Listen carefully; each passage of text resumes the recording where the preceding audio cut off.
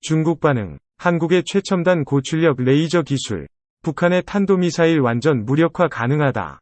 중국 제20도 X 된 상황. 한국 세계 최고 수준의 광섬유연결 레이저 모듈 국산화. 주식회사 한화가 레이저 무기의 원천 기술 국산화에 나선다. 드론과 같은 새로운 위협에 대응할 한국형 스타워즈 무기 개발이 더욱 속도를 낼 전망이다. 주식회사 한화는 레이저 발진기 시제 제작 계약을 수주했다고 5월 31일 밝혔다. 사업 주관은 국방과학연구소, ED이며 4년 개발 기간의 계약 규모는 총 243억 원이다. 레이저 발진기는 레이저 빔을 발생시키는 장비로 레이저가 수Km 이상 떨어진 목표물을 타격할 수 있도록 멀리 세게 나갈 수 있게 한다. 레이저 무기의 성능을 좌우하는 핵심 기술인 셈이다.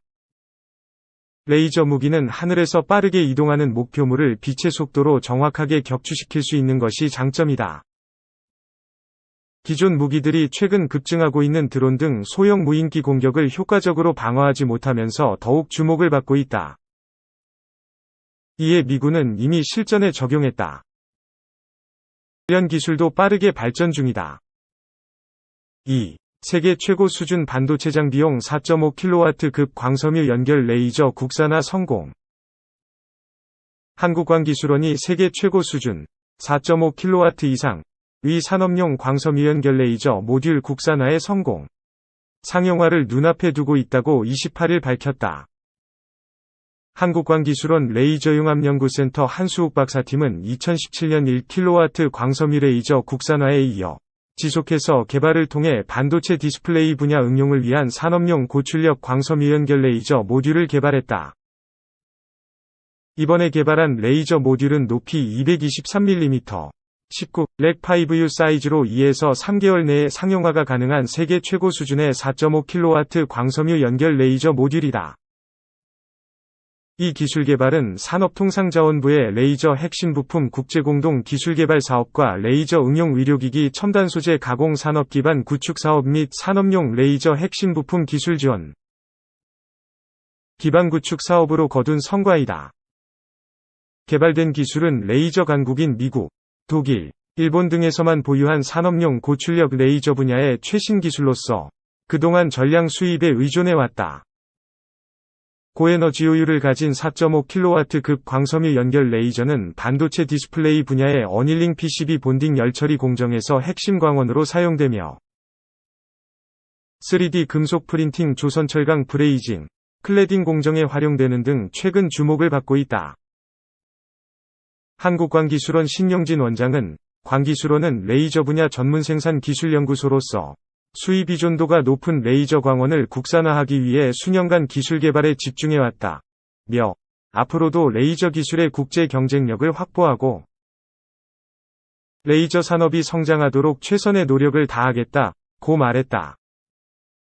국내 반도체 장비 업계 관계자는 이번에 개발된 한국광기술원의 광섬유 연결 다이오드 레이저 기술은 곧바로 상용화가 가능한 수준이다. 며 안정성과 더불어 자체 출력 모니터링 기능을 갖는 광기술원의 4.5kW 광섬유 연결 레이저 개발 성공으로 중국과의 기술 격차를 벌리고 국내 광원 기술로 국내 장비 기업이 세계로 뻗어나갈 큰 발판이 될 것으로 기대한다. 고 밝혔다.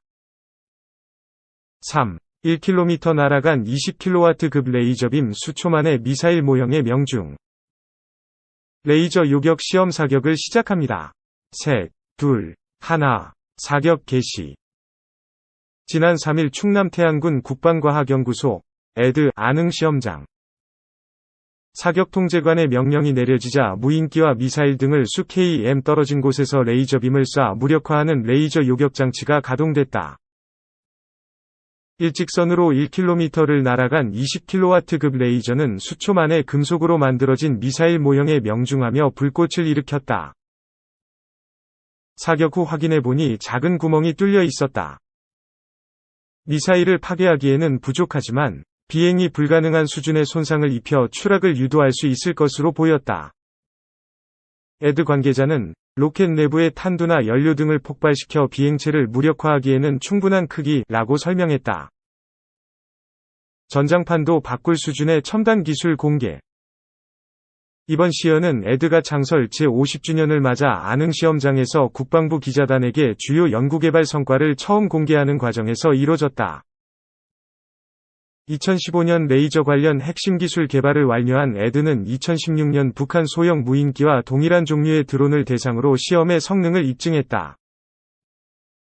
에드 관계자는 레이저 발생 기술은 미국과 5년 정도 격차가 나지만 나머지 기술은 1-2년 정도 라며 전력화에 자신감을 보였다. 에드는 이날 개발이 진행 중인 초소형 영상 레이더 SAR 정찰위성을 공개했다. 지난해 12월부터 시작돼 2023년 말까지 개발이 진행되는 정찰위성은 가로 3m, 세로 70cm 크기의 직사각형 모양으로 500km 고도에서 지상 1m 크기의 물체를 관측할 수 있다. 에드 측은 북한의 이동식 미사일 발사 차량 TEL 등을 탐지하려면 정찰 횟수가 많아야 한다. 며 이론상으로는 초소형 정찰위성 32대를 띄울 경우 한반도 일대를 30분 간격으로 정찰할 수 있다. 고 설명했다. 레이더 탐지를 회피하는 스텔스 관련 기술 연구과제들도 소개됐다. 스텔스 기능을 갖춘 무인 전투기에 필요한 전파 흡수 구조, 꼬리날개가 없는 비행체 형상 제어 등 핵심 기술 과제는 2010년에 시작돼 1단계 연구가 이뤄졌으며 2단계 연구가 한창이다. 10km 고도에서 3시간 비행하는 것이 목표다. 드론이나 스텔스기처럼 레이더에 잘 포착되지 않는 비행체를 탐지할 수 있는 광자 양자 레이더도 공개됐다.